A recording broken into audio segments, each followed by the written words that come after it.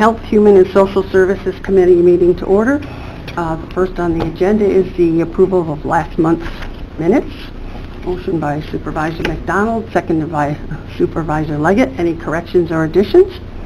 All those in favor? Aye. Aye. Opposed? Carried. And we'll turn it over to you, Rob. Okay, thank you. Mm-hmm.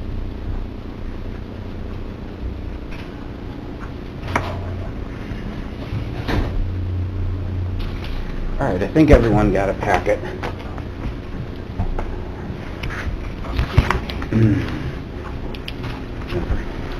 Okay, so first item that I have for business is a resolution request to appoint recently trained mental health professionals as the current members of the Warren County Disaster Mental Health Team.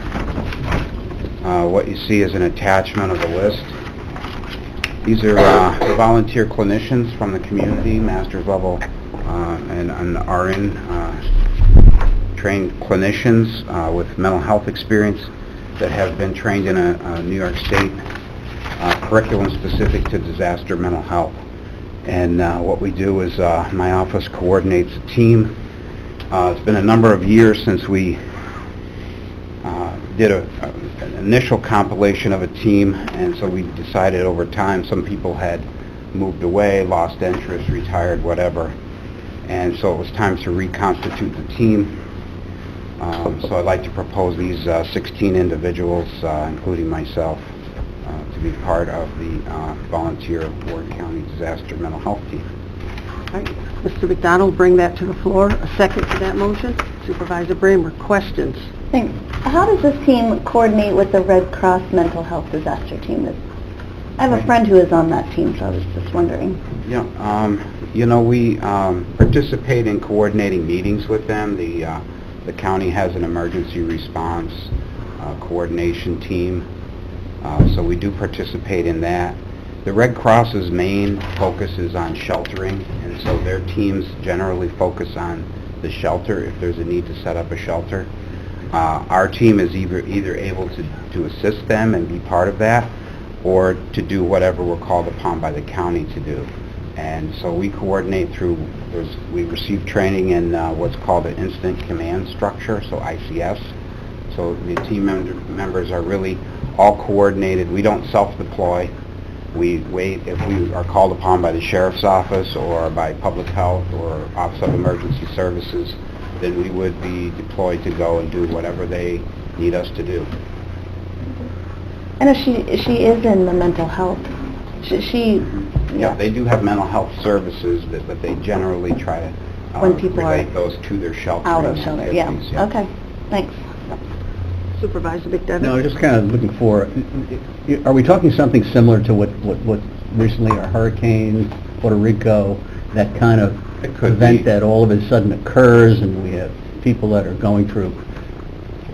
It's really designed for any type of what they call mass casualty or multiple casualty event. So it could be a bus crash on the Northway. It could be, something that involves multiple deaths usually. Okay, so let's make that terrible assumption that there's a bus crash and all of a sudden we have human beings that are in need, that are hurt, that are killed. What would the disaster mental health team do? They would go to the scene and they would... If called upon, we would respond to the scene. We would put out a call to our volunteer members. We would try to get some amount of individuals to really just be at the available to the county for whatever is needed. What we're trained to do basically is to go into a scene like that, or it could be a school shooting or something. Usually you would be off-site somewhere, so you're not in the way, right? I mean, there's lots of emergency activity going on. So usually there's sort of an area off-site or away from the immediate scene where families can gather, where maybe victims are there, and then they provide emotional support to the families and victims. I get it. Thank you. Yeah. Any other questions? All right, all those in favor? Aye. Opposed? Carried. Okay, thank you very much. Now, the second thing I wanted to do, I'm actually very excited to be able to present on this. I had asked if we could do this during my evaluation. Also, this came up. Supervisor Sieber was very supportive and suggested that we organize a presentation related to the Hometown versus Heroin and Addiction Coalition, and also just related to, in general, the opioid and heroin crisis locally. So I'm wearing a purple ribbon today. I don't know if you noticed. The purple ribbon, the purple color, is overdose awareness. And it's kind of ironic. I'm presenting about a disaster mental health team that's focused on mass casualties. And we call that a disaster, right?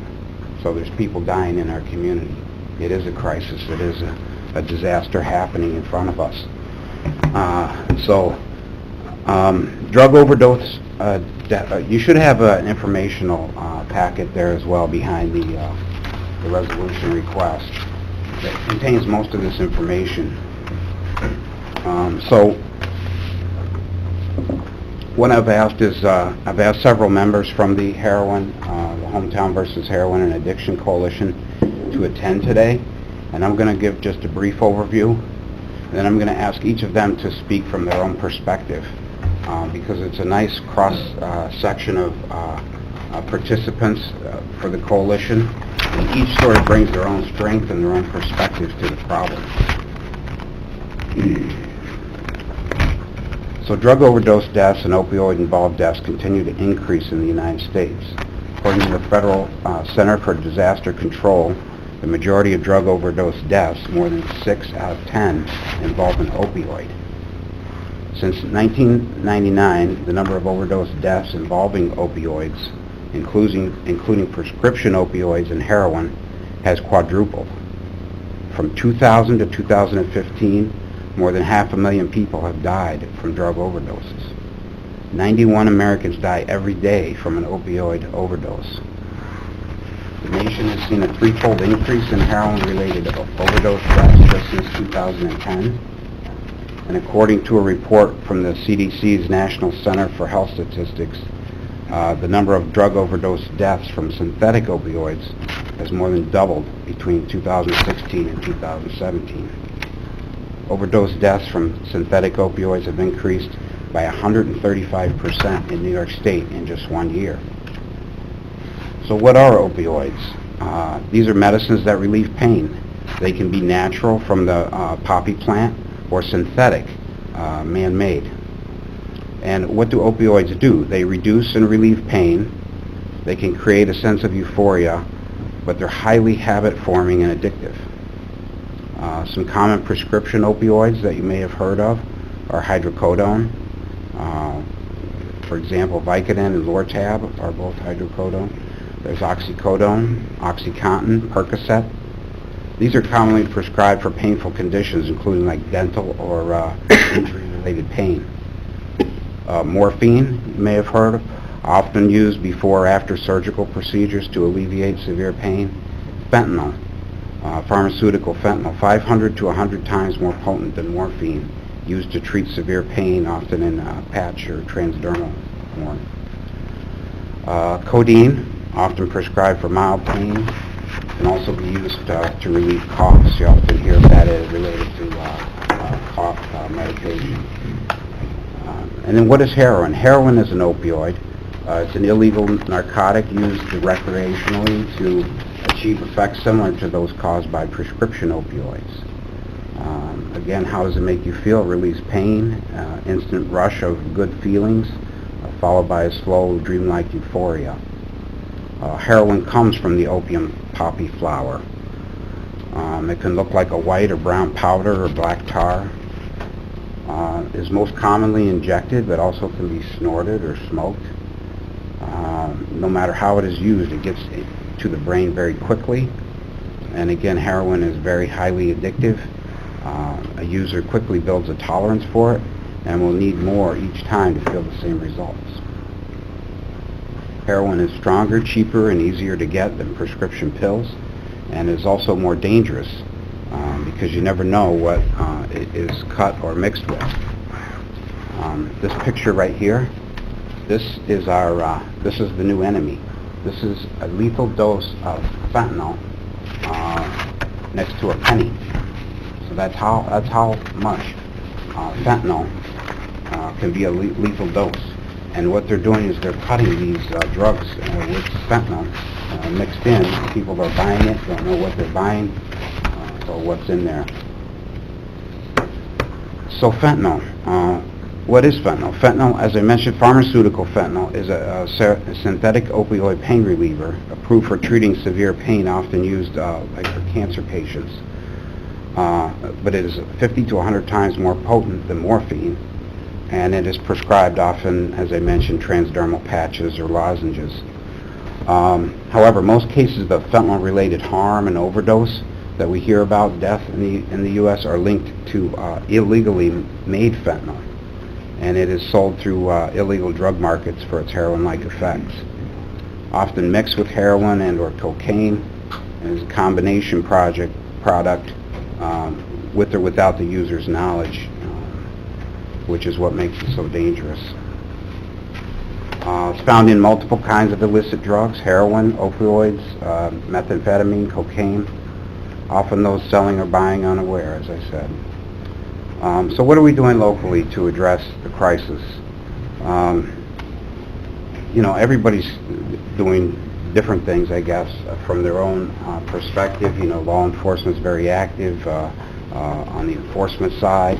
There's been, you know, a lot was in the news about Route 149 as a drug highway, cuts through a lot of traffic up the Northway, I guess, and across. But, you know, as a community, treatment providers, you know, we've been talking about it for a number of years. And so several years ago, we have a substance abuse subcommittee of our community services board, and we talked about, you know, how can we get these different players together that are all working on the same problem and start to have more discussions across systems. And so, as you may be aware, we hold contracts with the Council for Prevention for approximately $460,000 across the two counties, which is 100% state and federal aid. And it's a pass-through to provide substance abuse prevention services in the community. And they have a lot of experience in pulling together coalitions like this, facilitating meetings and such. And so Dave Saffer and Amanda is here today. Dave couldn't be here, but she's going to speak a little bit about the council and their activities. They really stepped up and pulled together this coalition, agreed to facilitate it. It's been active for a few years now, and so the coalition brings together local law enforcement, probation, parole, public health, social services in the past has been involved, district attorney's offices, healthcare providers, individuals in recovery and their family members, schools, human service agencies, and representatives from the local faith community. And so the group took on this name of Hometown versus Heroin and Addiction because it just feels like a fight. And we're fighting against heroin and addiction. And they began regularly sharing information, planning, and hosting on particular aspects about the problem. The members are now actively involved in various efforts to address the problem in our community. The coalition develops certain committees or work groups that are focusing in different aspects. For instance, there's like a community awareness or education committee. There's a treatment committee. There's a committee focused on neonatal abstinence to focus on the issues related to babies that are born to opioid addicted mothers. So I thought it might be interesting to put together just kind of a mini panel, and I know their time is short, so everybody has 5 minutes or less to just give a snapshot. I thought it would be nice just to have a snapshot from the different perspectives. So what we have today, we have with us is Allison Reynolds from the Council for Prevention, and Allison is going to be up first. And then we're going to have Jennifer Neifeld is here from Baywood Treatment Center, and she's going to give a treatment perspective. Ashley Livingston is here from the recovery community. We've recently developed a recovery community center in Hudson Falls serves the two-county area, and Ashley's here to talk about from the perspective of an individual in recovery and the importance of recovery supports. And then Under Sheriff Sean Lamry has agreed to come. Sean's been a very active participant in the coalition, and it's excellent to just have his perspective and information that he brings to the coalition. So I'm going to turn it over to Amanda first. Good morning. Stand, whatever. I'll just stand because I'm going to be quick, because you already talked a little bit about each of the subcommittees of the coalition. So my name's Allison Reynolds. I work at the Council for Prevention. I'm a program director there, and been part of the Hometown Coalition since the beginning, and it's come a long way. I brought some resources, but some of the things I just wanted to point out. Basically, we started in 2014 with the coalition. We predominantly have had no funding from the state level. Most of all the funding for coalitions has gone downstate, for counties downstate. We've had over 40 forums that we've held as part of the coalition, where we've brought some of the people that are here today, and done panel forums in schools, in the community. So those have come a long way, and we've gone far with those. As a new part of that, we have a new initiative called Unseen Seen, and that will be part of our forums going forward, but it's for parents and adults to be able to see a young person's room, and they go in and try to see what they can find. We are working with an undersheriff on that, and they've helped us with a small grant to be able to replicate that, so parents can go in and try to see what they see as paraphernalia or things that may go around use, and then learn from that. Like Rob said, we have several work groups. So we have the recovery, which Ashley will talk about. The new recovery center is open with hours. We have a coordinator there to help out families, navigate services. We've had very little funding for that as well on the state level, so we've gotten some local grants, but still working to get that fully up and running every day of the week. The neonatal abstinence, I'll leave you guys these, but that group has a number of different individuals from all around. We have people coming from Albany, Saratoga, Warren, Washington County, have all come together and really been working together with doctors in the hospital to help those young infants. And our education group has been the one that's predominantly done all the forums. At the council we do the evidence-based programs in our schools, so that's always our push to add more programs. The more and more we are able to move into schools and do programs at a younger age and do them laddering throughout the grade levels, not just fourth grade for 2 sessions, but, continually on and on. The Botman Life Skills that we use, the evidence-based program, has, been nationally renowned for preventing substance use, and specifically around opioids and heroin. And we use that program here, but again, getting it into our schools is the biggest barrier. I'll leave you guys with the resource cards. Of course, we have our challenge program, who Amy Alfonso and Joe San Antonio run, where we work with our young people who they don't need to have, significant usage, but it can be just experimenting with substances, and then we pair with Center for Recovery, and they go in and do a lot of work with them. And then now our new opioid diversion program, which is for that 18 to 25-year-old range, working with Warren and Washington County for referrals for that.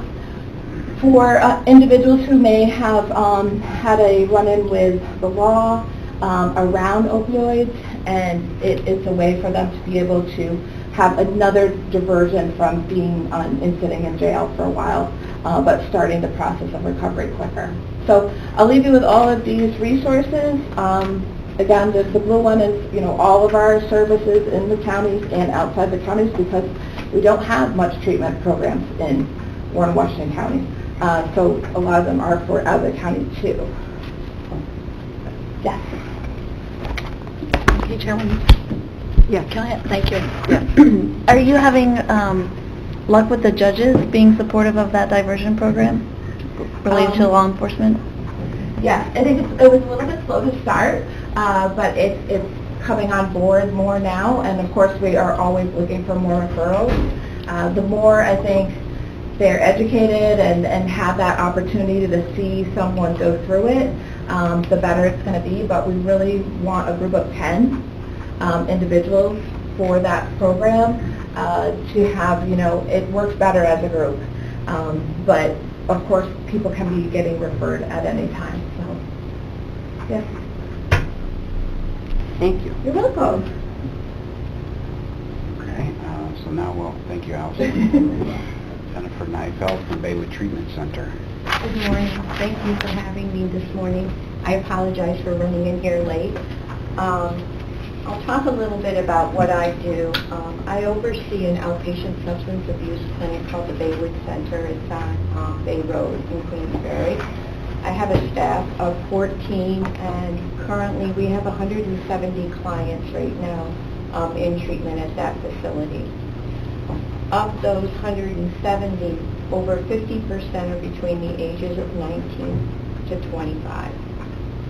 22% of those come from Warren County.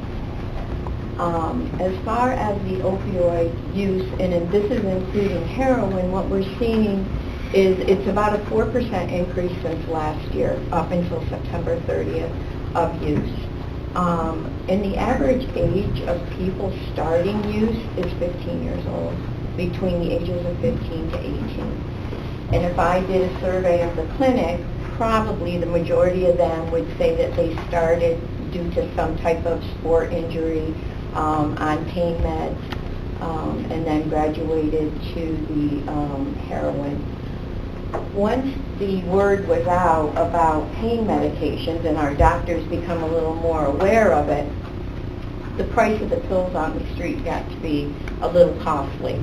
It may have been $30 for a pill, and once they start building a tolerance, addicts can use 10 pills a day and think nothing of it. So what it did is it pushed the demand for heroin up because heroin's cheaper. You can get a little bag of heroin for $10 now. So that's, how that all came about. And now the heroin, like Rob said, is so powerful now.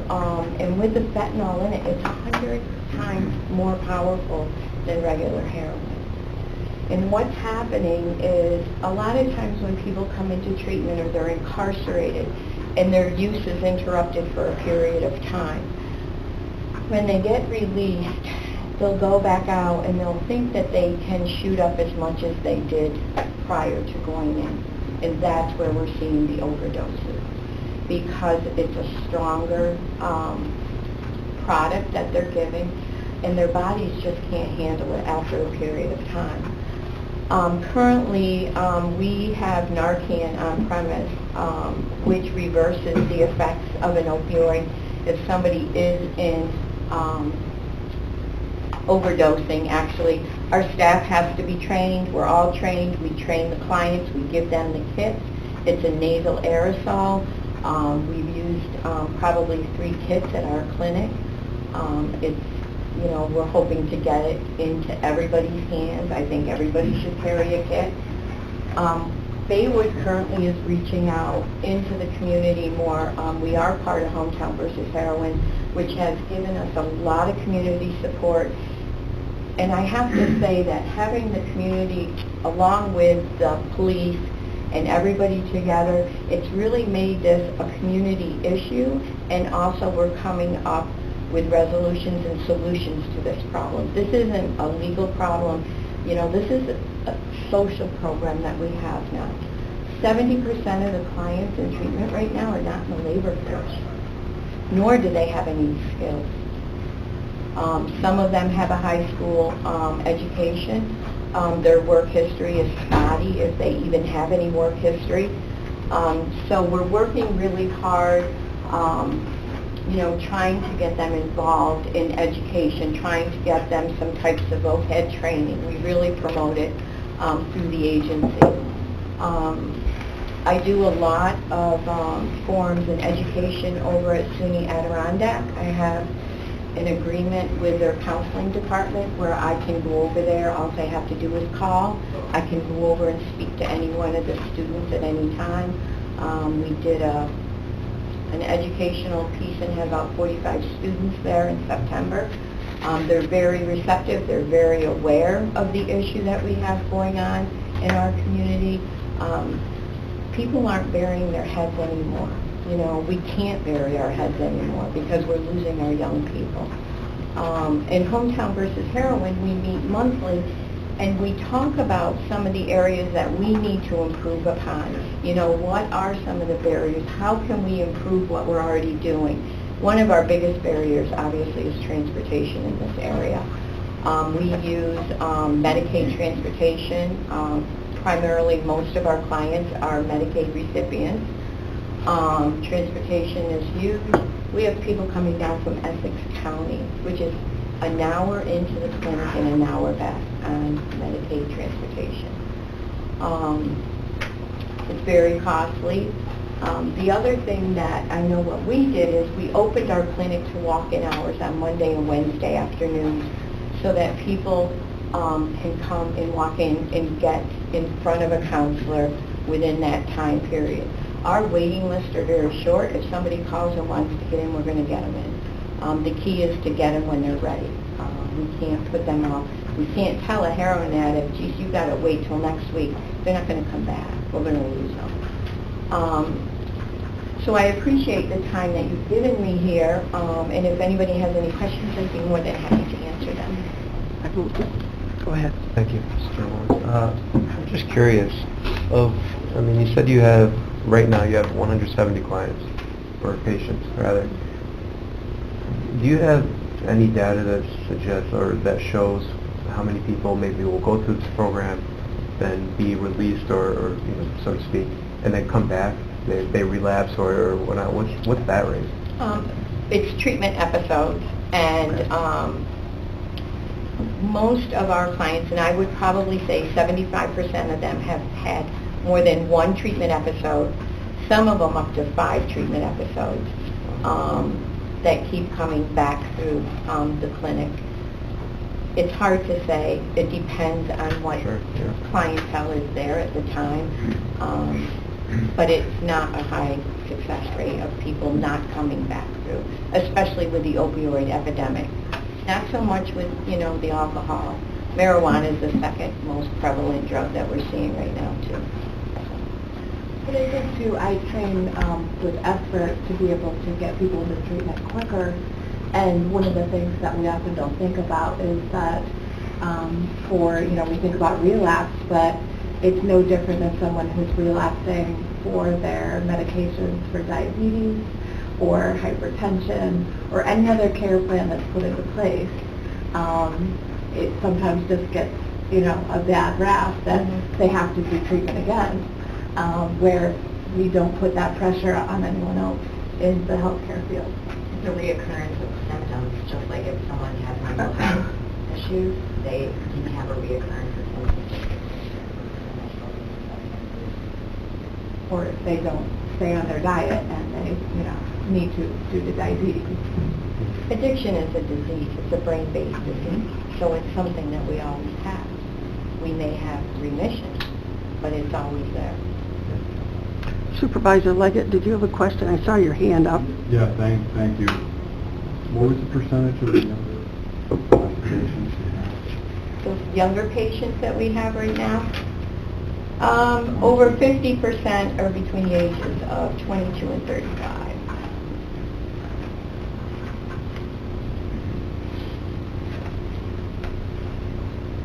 Thank you very much, Jennifer. We appreciate that. Thank you. And now we'll hear from Ashley Livingston from the recovery community. I'm Ashley, and I am a young person in recovery, and for me that means I haven't used any mood or mind-altering substances in over 4 years. I'm also co-chair of Friends of Recovery Warren in Washington. We are the recovery subcommittee of Hometown versus Heroin, and we've partnered a lot with Hometown versus Heroin and did a lot of the educational forums, and treatment has helped. And we're actually blanketed under the council's 501c3, so we've had a lot of community support. And so what we try to do is, like, our mission is to support and assist individuals in recovery as well as their families, because a lot of times the families are sort of left behind as well. And so that means whether it be like giving peer support, I'm also a certified peer recovery advocate, provisional, it's a mouthful, and a recovery coach. And we have family recovery coaches, and so it's really kind of continuing, it's like the continuum of care. So, you know, it's not just like a 1, 2, 3, you're done. It's, you know, after they leave treatment, what are we doing to assist them? You know, do they have recovery support within our community? Now we have the Recovery Community Outreach Center, Hope and Healing, which we've been advocating for like 3 years, and like Allison touched on, we have a budget of like $30,000 for a year. So I mean, it's not great, you know, but with support from our community, we're going to have a kitchen and different things, and we're really trying to meet the needs of the recovery community, whether it be like having support meetings or, you know, different things. So as Friends of Recovery, the recovery community organization, we're having a sober Halloween party. We've had 2 sober Super Bowl parties, because these are things that people forget about. We had a sober rave over the summer. We had like 100 people come out. You know, we want to offer a safe and friendly, like recovery-friendly environment for individuals that, you know, are in recovery, because there's so many things that other people, we call you guys outsiders if you don't struggle, you know, don't realize as, you know, not being addicted. And like Jen said, like it's a lifelong process, you know. I will forever have to stay vigilant in my recovery. You know, I'm not going to wake up one day and, oh, I'm not going to be an addict. Today I'm an addict in recovery, you know. And so we just really want to support them throughout the whole process. And something that we're also working on, I'm glad you touched on the employment, is I compiled like a whole list of things of why it's beneficial to have someone that's in recovery, you know, employ them. And other states have initiatives that they're doing that are working great, like employers are getting incentives, and I plan on bringing that to the Chamber of Commerce, but I guess it needs to be like there's some leadership stuff, so I'm going to wait until that's settled and go there, because we really want to include our local, you know, businesses and the businesses within our community in general, because there are like a lot of pluses for having people, and also educate employers on having a recovery-friendly atmosphere, because so many times, like Jen said, like they don't have a lot of skills, so maybe they go to like, you know, a restaurant or something. Well, you know, that's like tons of drugs in that business. So really just kind of educating the employers, also helping the individuals to navigate employment and early recovery. We're working on kind of doing like a model for that within the center, so that individuals are aware, like they need to be vigilant. And so that's really what we try to do, is just educate the individuals, give them the extra support, whether it's, you know, meeting them at, you know, like the emergency room, or, you know, if they reach out to us on Facebook, really meeting them where they're at and giving them the support that they need. And our treatment providers, all of you guys have been amazing, because we can, you know, if someone says, I want help, it used to be, wow, let's try this. Let me drive you down to Albany so that you can get sent back because you're not sick enough. And now we can bring them to our 8 outpatient providers, like walk in and, you know, and then they're able to be like, all right, well, this is what we're going to do for you. So we're really getting them stabilized and then continuing that level of care, because that's what's needed. It's a lifestyle. Recovery is a lifestyle, not like a one and you're done. So that's what we're doing. And Saturday, 7 to 11, at the Hope and Healing Recovery Community Outreach Center, 2 Maple Street. You guys can wear costumes. You don't have to. You can bring a ghoulish snack, but you don't have to. All are welcome. It's the recovery community. You guys are all allies in this, you know, so you guys are all welcome. So I hope you guys come. We're going to have a good time. The DJ's in recovery, too. Thank you, Ashley. Okay, and now I'd like to invite Under Sheriff Sean Lamoury to speak, and I know Sheriff York came in. Thank you for attending today. Thank you for your support. And Sean, as I mentioned, Sean's been an active member of the coalition and brings a lot to the table. Good morning. For those of you who don't know me, I've been with the Sheriff's Office since 1988. Not as young as I used to be. A lot less hair than I used to have. What are the motivations why we come to work as police officers and do what we do? Because we want to serve the community. We want to help people, genuinely help people. At the end of the day, if we help somebody, we've done a good job. What are the other motivations that we might have? I can speak to you personally that I have 3 teenage children that attend the Queensbury High School. I have twin 14-year-old boys and a 16-year-old daughter. Who's going to start driving? Who started driving a week ago, so if you see a black minivan go across your lawn, it might be my daughter. So anyhow, you know, I speak with, we have a very open atmosphere in my home. We discuss just about anything, and we encourage that. My wife and I encourage that. And when I speak with my daughter, this is her 3rd year in the high school, and I said, you know, what type of drugs are available in school? And I said, when I went to high school, there were beer balls and there was marijuana. My daughter tells me, Dad, you can get just about anything you want in school. She's in 11th grade. And what scares the bejesus out of me is the fact that there are students out there, other children out there, that may not have the presence of mind to make a good decision. They may not get good parenting skills from their parents and might not have the ability to make these good decisions. So just know that this stuff is all over the community. If it's in our schools, it's obviously out on the streets. The heroin opioid epidemic has truly touched every corner of our nation. You only need to pick up a newspaper and look and see where they're having these, they call them hot spots sometimes, where you have a rash of people overdosing. Does anybody know why we have these hot spots that occur in some areas? Because somebody has stepped on heroin with fentanyl or carfentanil. And I know you've heard a bunch of different numbers, how much more powerful it is than heroin. But I went to a DEA presentation. They said fentanyl is 1,000 times more powerful than heroin. Carfentanil is 10,000 times more powerful than heroin. I'm a very visual person. The DEA agent took out a packet of Splenda and he shook it in his hand like this. Does anybody here use artificial sweetener? They're very tiny grains. And he said 3 grains of this is enough to kill you. It's something we really need to be concerned about. From a law enforcement perspective, the epidemic crosses all socioeconomic lines. It's not the person that you might stereotype as a junkie sitting out in an alley someplace. It is professionals, it's lawyers, doctors, police officers. It touches every socioeconomic part of our society. Lives are lost every day. I believe it was in a meeting earlier this summer over at the Hometown versus Heroin. We're talking about how many reversals we have, because in 2015 the Sheriff's Office did a grant through the state. We started carrying Narcan kits. If you told me when I started here we were going to be carrying kits on our vest to reverse people that are in overdoses, I said, that'll never happen. But here we are. Many years later, we're doing that. What I was surprised to find out at a meeting, we know how many people we reverse, because obviously we keep our own statistics. But there's all the families out there and all the community members that carry their own Narcan kits. And what I found out was the number we have is a very small amount compared to what goes on that police never find out about and what EMS never find out about. And about midway through the summer, that number I was told was 35 reversals in Warren County that we had no knowledge of.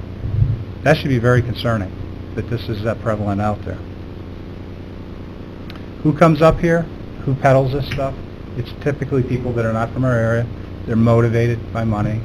Drug dealers from the New York City area, other urban areas that come up here. I know you've heard 149 referred to as a drug highway. We do all kinds of enforcement. We have a very active narcotics enforcement unit since 2008. We currently have a member assigned to a DEA task force, a member assigned to an FBI task force, and a member assigned to the state police task force. Some would say, can law enforcement fix this? Police are typically who everybody calls, no matter what your problem is. You have a raccoon in your attic, dog barking next door, the police get called for everything. I'm going to be straight up honest with you. This is something that we cannot arrest our way out of. It needs a whole community approach. the stigma needs to come off somebody that has a addiction. Would we necessarily treat somebody like this who's addicted to alcohol? We need to recognize that it's a disease, and we need to do something as a community to fix our problem. I currently attend all the hometown versus heroin meetings, as many as I possibly can. Lieutenant Stockdale attends Friends of Recovery, and we try and do as much to stay proactive within the community. We recently gave $500 to the Hometown versus Heroin for the Hidden Mischief program, which is an educational project which will be going into the schools, and parents will be able to see things to look for in their own children's rooms that might be suspicious. One of the hardest assignments that we have as police officers, and I've unfortunately had to do too many of them over the years, is notify somebody that one of their loved ones has died. People are dying every day because of this epidemic that's going on. And we ask the community to come together as a whole to help us to fix it. And that's all I have. Do you have any questions for me? Any questions? Yes, go ahead, Ashley. So in Warren and Washington County in the last year, because we had an overdose awareness event August 31st, and we've lost 48 people combined in the counties in just 1 year, that's 12 months, and 154, and that's reported. And that's reported deaths too, because they're not always reported the same. The morgues don't always report it, right? Different things, depending on the family. So that's reported, 48 deaths and 154 reversals in a year. And it's 177, up to 177 in the United States that die a day. 177 people that die a day. The CDC just released it. Any other questions? Thank you. I don't know if you can really answer this question, maybe you can, but it seems like, we're obviously in Warren County, we're very aware of the situation, and we're putting a lot of resources, time, energy, money, etc., to try to combat this. But we're limited in scope, and it seems, to taking a reactive approach to this issue, to try to contain it and try to manage it, and work with the best intentions to the best possible outcome. But what kind of things are happening at the state and federal levels to take a proactive approach to this? I mean, the fentanyl, the carfentanil, those things are pharmaceutical aspects of it. Do you know of anything that's going on there? Well, quite honestly, the majority of the illegal fentanyl and the carfentanil that comes in our country is trafficked in through China. They have labs over there that produce this material. It's incredibly cheap to buy it. The amount of money people can make in the United States by reselling it or stepping on other drugs with it is absolutely incredible. How much money they can make off of it, and that's truly the incentive people have here. As far as what the federal government is doing, I know they've stepped up their efforts to track this carfentanil and fentanyl when it comes into the country. You're constantly hearing of them seizing shipments, whether it's coming in on a plane, coming in a port. You only need to Google the news articles about it, and you'll see that they're capturing it. The problem is, it's like anything. As long as there's a demand for something, people are going to try and satisfy that demand. DEA is certainly, they have task force all over the world that know this is coming in, much like back in the 70s when the cocaine cartel started in Colombia and in South America. There was a huge enforcement issue that was put to that, but it didn't stop it.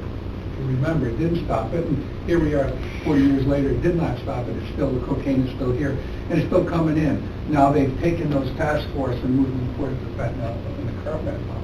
And, it's a big job to do, but they're going to keep finding ways to get it over here. So I think it's, the feds are doing what they can do, but I think it's pushed down to us at the local level. We've got to take care of our own people and do what we can, because it's going to still come in here.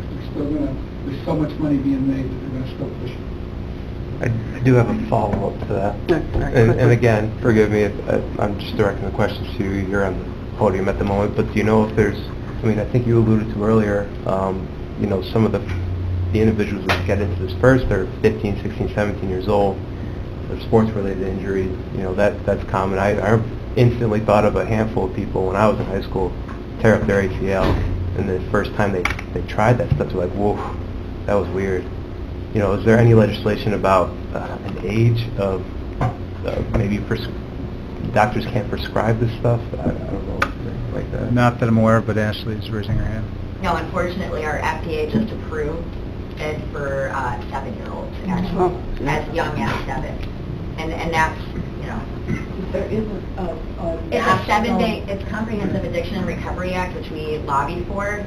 And so that's at the federal level, and so what that did is it limits the amount that is able to be prescribed. So where they, like, say you had your wisdom tooth pulled and they prescribe you like a month's worth of, you know, now they can't do that. They will do 3 days to 7 days, depending, you know what I mean.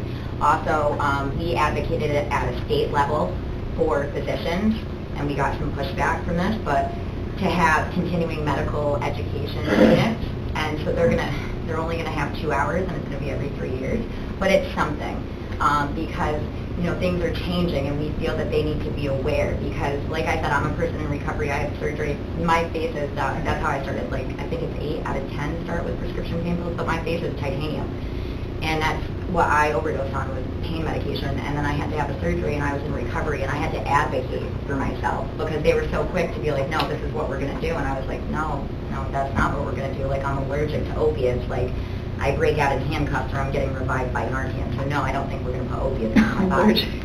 You know, because if somebody's allergic to penicillin, there's different things that we do, so it's really about educating and continuing the education, but that's what we're doing on a state level, really. And we have the iStop. I believe they're going to be bringing it in, because currently the emergency departments aren't included in that, where the prescribers have to put it into a system. And, like, I was down 3 years ago at a thing in Albany, and one of the doctors that started, like, kind of the initiative with iStop is going to other states and helping them. So other states are now, they have to put their prescriptions in if it's a controlled substance. That way people can't, doctors see it because they're not going and getting, you know, different things. But we also talked about at Hometown versus Heroin that Warren County is the second highest prescriber of opioids in the state.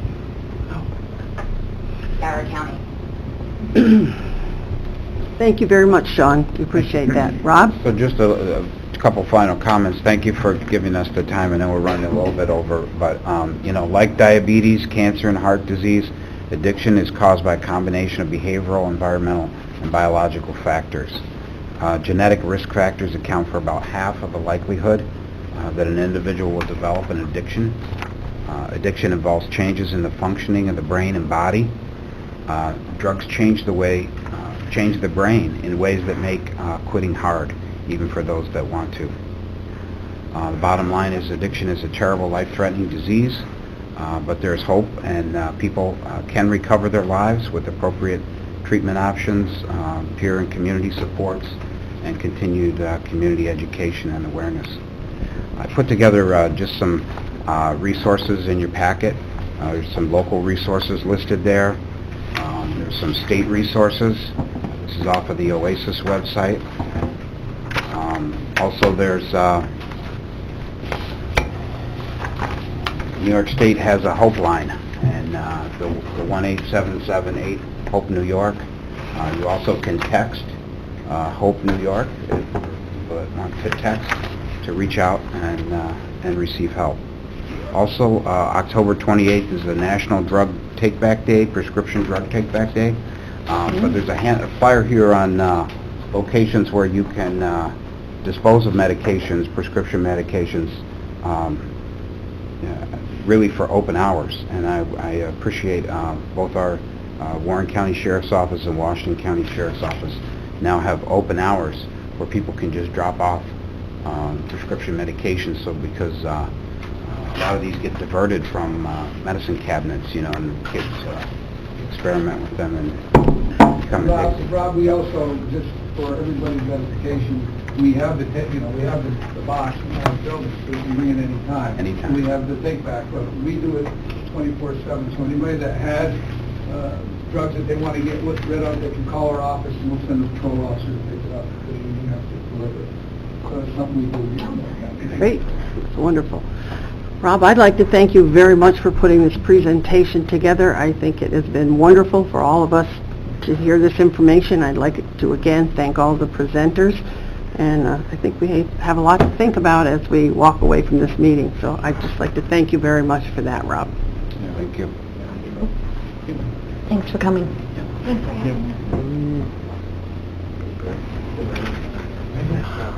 Okay, with that, we'll move on to social services. That was good. Oh, did you think?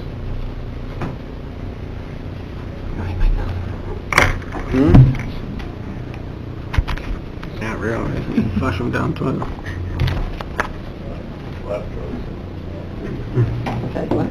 Yeah, we can pass it, it's fine. We can just... Thank you. These are for the top. Thank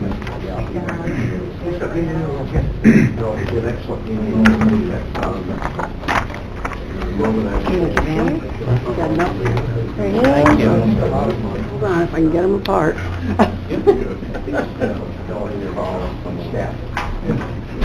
Amanda.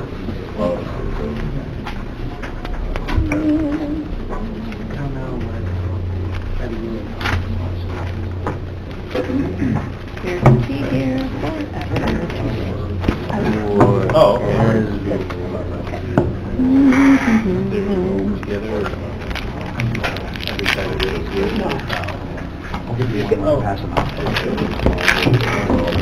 Never mind me. Okay, we're all set, Maureen. Okay. Good morning. Morning. That was a very interesting discussion. I was glad to be here to hear that. Good, I'm glad. Yes, it definitely was. Yes. My first request resolution is to fill the vacant position of a senior caseworker, number 6, employee number 11349. The salary is $41,400. It's grade 18, step 9, effective November 7th, due to a resignation. Okay. All right. Mr. McDonald will make the motion. A second to that motion? Mr. Leggett, any discussion? Yes. Is there any reason why they resigned? Yes, they're going to the Department of Corrections, which will be a very big raise for them. Okay. We hate to see the people go, but people need to make more money sometimes. Sure. I hear that. All those in favor? Aye. Aye. Opposed? Carried. Okay, the next request resolution is for the Home Energy Assistance Program, HEAP, for the 2017 to 2018 season. We're requesting transfer of funds in the amount of $90,000 from code A6010-110 salaries regular to codes A610-120 salaries overtime $30,000 and A610-130 salaries part-time $60,000 to cover HEAP staff wages and overtime costs through 2017. We usually do this annual transfer of funds to cover salaries for our HEAP examiners. They're temporary employees. All righty. Someone like to make that motion? Supervisor Bramer, seconded by Supervisor... Okay, Leggett. All right, all those in favor? Aye. Opposed? Carried. All right, and our next request resolution is for a correction to resolution number 349 of 217. We request authorization to correct the budget code reflected for the youth court in resolution 349 of 217 from A7313470 to A7312470. An incorrect code was reflected in the original request. All right, and Amanda has just informed me that we don't need a resolution for this. This is something that she can take care of, so we aren't going to entertain a motion. Thank you, Amanda. Okay, and our last request is to fill the vacant position of the caseworker, who will be announced, because this is really a backfill when we appoint a senior to take over for the senior that's leaving. That will be one of our people from our caseworkers, Mhm. so we're asking to fill that too. And we're bringing it too because we do have some maternity leaves coming up, and if we're down caseworkers in our foster care unit, it will, impact greatly. All right, so would someone like to make that motion? Supervisor Leggett, seconded by Supervisor McDevitt. Any questions? All right, all those in favor? Aye. Aye. Opposed? Carried. Okay. I did bring, and I attached it to the back, is, because we were doing a little bit of telling you some of the different things that go on. Right. So it's, the last 2 pages are on temporary assistance. That's one of our units, and incorporated that is the temporary assistance employee services. And I'm going to let you read that at your leisure. Okay. But I thought I would give you just a few statistics for it. Okay, great. So as of September 30th, here are the numbers for our temporary assistant cases. For family assistance, we have 114 cases and 230 individuals. In our safety net, we have 112 cases with 132 individuals. So our total cases for temporary assistant are 226, 362 individuals. In temporary housing, there are currently 9 safety net cases and 6 family cases in temporary housing. Emergency staff have roughly 84 emergency walk-ins so far in October. So we're busy every day. People are coming in asking for help. Sometimes we can, that maybe they're not at the point where we can help them yet, but we send them on to others that way. And then for our employment cases, there are 43 cases that are non-exempt for employment. Out of these, 14 cases have no limitations to work. So most of the people that are with us have some limitations. Maybe they can't carry things, or they have trouble walking, or whatever. So they can't be fully employed. And so out of this number, 14 cases have no limitations, and there are 120 cases that are exempt for employment. Out of this number, 20 cases are advanced age, which I found out that I'm in that category for advanced age. Join the that age. I'm like, really? 35 are on the SSI path, and 24 cases are drug and alcohol related. And as you saw, once we assess people for drug and alcohol problems, and so if they come to us for that, and then we make a plan so that hopefully they can be employed after they go through counseling or whatever. So we do have a lot of people that come to us that have some problems with drug and alcohol that would keep them from working. And then there are approximately 193 children receiving temporary assistance in our county. So the majority of our children. So What was that? 193.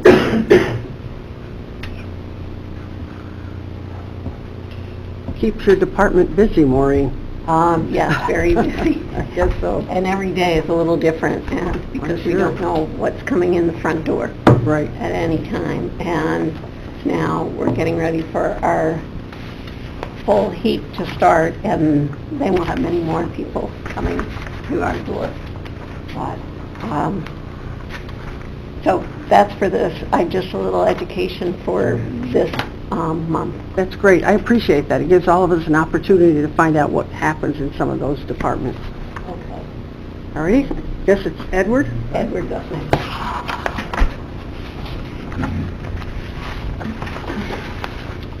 Thank you, Maureen.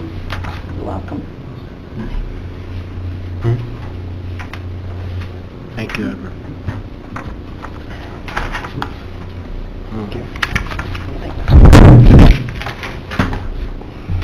Thank you, I appreciate it. Welcome.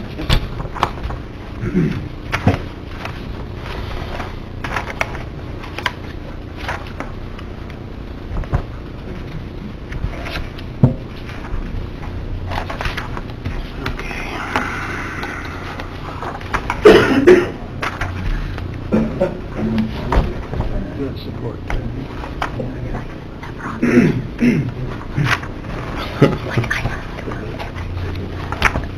Good morning. Okay, we do have a request resolution, a notice of intent to fill the position of Leisure Time Activities Aide number 3, which is a part-time position due to a resignation. The base salary is $26,585 at grade number 3. Budget code is 8.6030130. It is a union position, vacancy due to resignation. The position is mandated, and it is reimbursable by the state.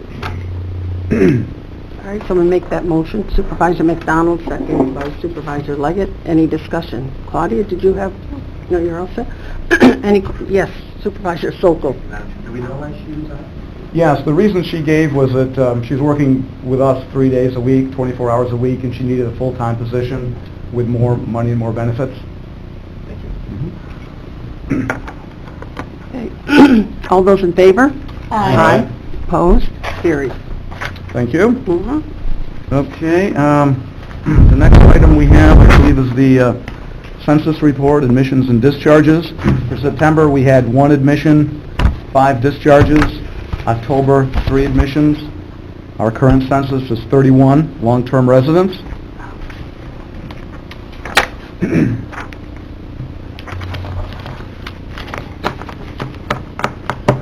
And then the last report I have is the overtime report.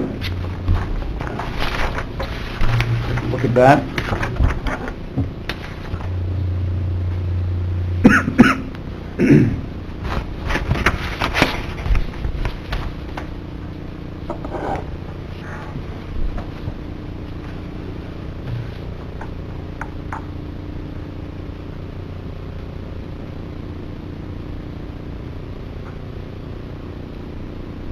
Any questions on the overtime report?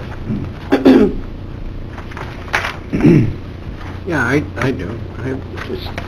Like the week of October 1st, it jumped up from Yeah. 10% to 81. Is there a reason for that? Okay. On 10/1, it was 81, and then on 10/15, it was 96 and a half. Right, but if you look at 2016, Oh, right. that's all I'm comparing to last year. There's a pretty big jump in overtime. Yeah. Well, I do know we've had some illnesses on the spur of the moment, people calling in. I'd have to look at that a little closer to give you more of a specific response. If you want, I could get back to you. No, I'm just curious if we had a lot of call-offs, or obviously, are we getting a lot of people calling off, or? We do it at times, Okay. sick times, especially, this time of year, especially if it's late notice. At the last minute, someone can't come in, we gotta fill in somebody really quick to cover the next shift. Okay. I think we're hoping, because we just switched some jobs to full-time, that we'll have less overtime and trying to always piece together things. So, but those people are just beginning, so we'll see if that works. Because we went last month to change the positions to kind of see if we could get away from all this overtime that we're getting. But we have to keep certain staffing, make sure that everybody's safe there. All right, thank you. All right, thank you. Edward, I'm sorry, Supervisor McDonald? Chairwoman. Ed, how's the recruitment efforts going for bringing people into? Okay, well, we've done a lot. We're working ahead with our plan, and I have administered questionnaires to the families to get their input on some different ideas. I've also branded the home. We put together a new flyer here, which I can distribute to everyone to look at. So we can just pass. Oh, okay, very good. We selected the tree for our brand.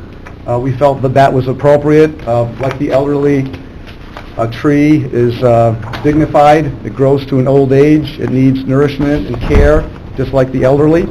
And Also, it kind of ties in with our environment, our country environment. So we feel that was an appropriate brand. I have given numerous presentations, 14 group presentations, 8 individual presentations. We've had a number of group tours and individual tours. I also contacted an adult home in Shenango County that is very similar to ours. It's a home called Preston Manor. It's owned and operated by Shenango County, and like us, it has 48 beds. The big difference is their census is quite a bit higher than ours. At any given point in time, it's about 30 to 35% higher. So I did spend a day with the people out there, discussed with them some of the strategies and options that they do, and got some good ideas from them, and we are going to be incorporating some of those ideas into our plan. So I can say that we are getting the admissions. As of all of 2016, we had 17 admissions, and as of the middle of October of this year, we've already hit that number. Okay? So we are getting the admissions, so we'll just keep working on it. Okay, very good. Just a quick follow-up. Yes, go ahead. Generally speaking, are all the people that are saying they're happy? Oh, yes, and when the family satisfaction came back, everyone said they were very satisfied with our home, and all of them said that they would recommend us. So I would seek to see if we can get some more recommendations, like we got from Mr. York. We get some more recommendations, maybe to pass out to people or to put on our website as like testimonials. You know, there's no better advertising than a satisfied client. So they were all very satisfied, and they all would recommend us, and everything is going great. We just need to get the word out, keep promoting it, keep, pushing through the numbers, making contacts, getting more referrals. Hey, may I add, my mother's been up there for 2 years, and she didn't want to go. She was like most people, elderly, they want to live by themselves, and she did until she was 90, until they got to the point where she couldn't do it. And she finally said, I'm ready, I'll go up. And she's been there 2 years, she loves it. What makes Warren County's home up there so good is the employees. She loves every one of them. So it's, I'm impressed with it, and I told Ed that. Anytime he wants a better recommendation, I would give it to him. My mother's very happy, been there for 2 years. Well, that's good to hear. Thank you. That's what came back on the surveys. Right, good. We asked people what was our greatest strength, our greatest asset. It was our staff, our people. So we need to promote them as well, sell them. Terrific. Thank you, Ed. All right, Maureen? And Julie has her report. The expenses and revenue through September 2017, they're both down a little bit at this point. So heading towards the end of the year, we're looking like we're in pretty good shape. I don't have any concerns at this point. And then with the overtime, we're kind of holding steady there. Really, it's up and down depending on our CPS on-calls mostly and our training, which both luckily have been down a little bit the last month or so. Hopefully we can maintain that. However, with new staff does generally mean the training costs are going to go up. Right. Hopefully we can hold steady. I did request the transfer to get us through year-end overtime costs. So fiscally, we should be okay with that transfer. Okay, good. Any questions from the committee? If not, I guess we're all set, Maureen? Thank you very much. Thank you very much. Thank you.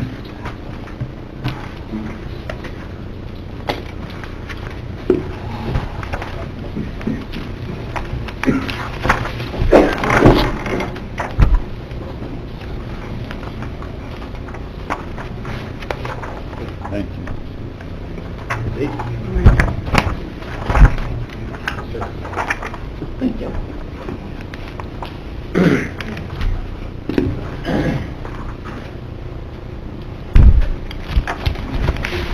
Thank you.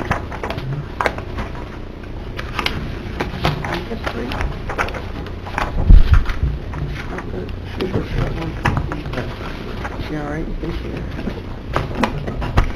Could we have another one back here, please?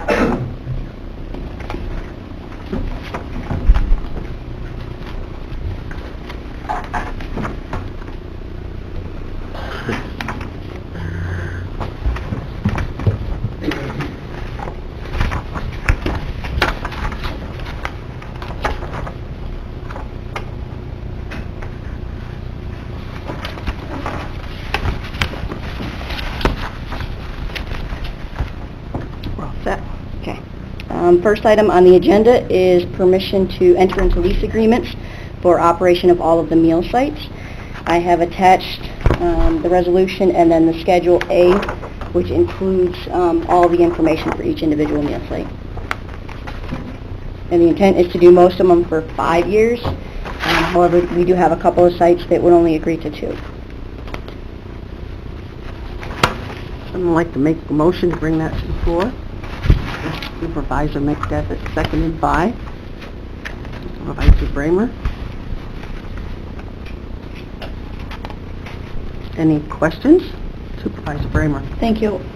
On the resolution request form, you say the lease agreements can be extended without the need for a resolution in the future. What If there's no monetary changes. has the county attorney already seen this, the lease agreements? It's the same, most of them are the same as what we've had prior, and that's the way we structured most of our contracts, is that they can be renewed as long as there's no monetary changes. Can I ask Mary a question? Thanks. Eric? Is it that, do they say they may be renewed or they're automatically going to be renewed? You know? I guess I'd just request that we make sure that the county has the option of getting out if we need to at those renewal times. That's in all of the agreements. There should be a 30-day clause Okay. with all of our contracts, I believe. I don't know if it's in all of them. Okay. Well, when we do these contracts, could we put that in there? Yeah. Thank you. Great. Any other questions? All right, all those in favor? Aye. Opposed? Carried. Item number 2 is permission to submit our application for grant funding for the New York Connects program for the program period of October 1st, 2017 to March 31st, 2018. And this will cover our New York Connects program funding for personnel, supplies, training, travel expenses, and it is 100% reimbursable. How much money are we looking at? We applied for that. I'm just curious. Typically, the annual one is $85,880. They broke it up this time into a 5-month contract. We believe that so that they can get the New York Connects base funding and the New York Connects expansion and enhancement funding together. So typically, it's the $85,880, and then the expansion and enhancement is around $100,000. Okay, thank you. A motion to bring that to the floor, please. Supervisor Bramer, second by Supervisor McDonald. Any other questions? All right, all those in favor? Aye. Opposed? Carried. Thank you. The next item is to amend the Resolution 407 of 217 that we just did for our Title 3B services. After going down to the state, we found out that one of our contracts would not be funded by them, the one with Catholic Charities, in the amount of $450 for psychological counseling. So we'd like to delete that contract for next year and increase the amounts of the other contracts, so the total funding would still be the $52,767.